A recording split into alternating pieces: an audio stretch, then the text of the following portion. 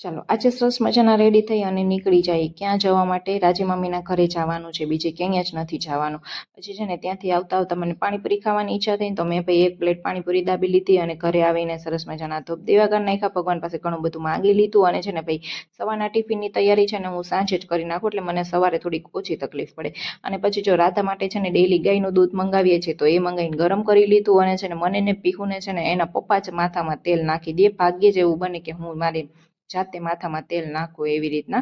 અને પછી છે ને અમે એક વિડીયો જોતા હતા ને તો એમાં છે ને એક જગ્યા છે કે જ્યાં છે ને સુરતની ફેમસ આલુપુરી મળે છે એમ, તો અમે વિચાર્યું કે હાલો ને આપણે ખાવા માટે જઈએ એટલે અમે ત્યાં પહોંચી ગયા। ચીઝવાળી સરસ આલુપુરી બહુ મસ્ત હતી પણ સુરત જેવો તો ડેફિનેટલી ટેસ્ટ નહોતો જ આવતો।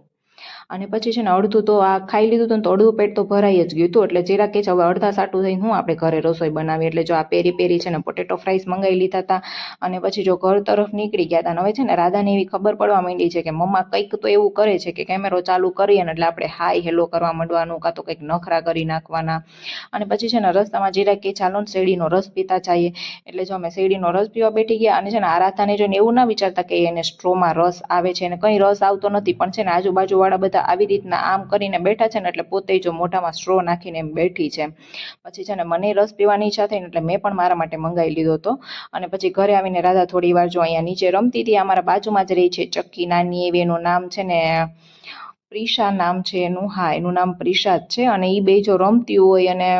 મજા આવતી હોય અમારી રાધાને તો આવી રીતના ક્યારેક બહાર કાઢીએ ને તો વિડીયો ગમ્યો હોય તો લાઈક શેર અને સબસ્ક્રાઈબ। મળી આવતીકાલે એક નવા બ્લોગ સાથે, ત્યાં સુધી બધાને જય બજરંગબલી, બાય બાય।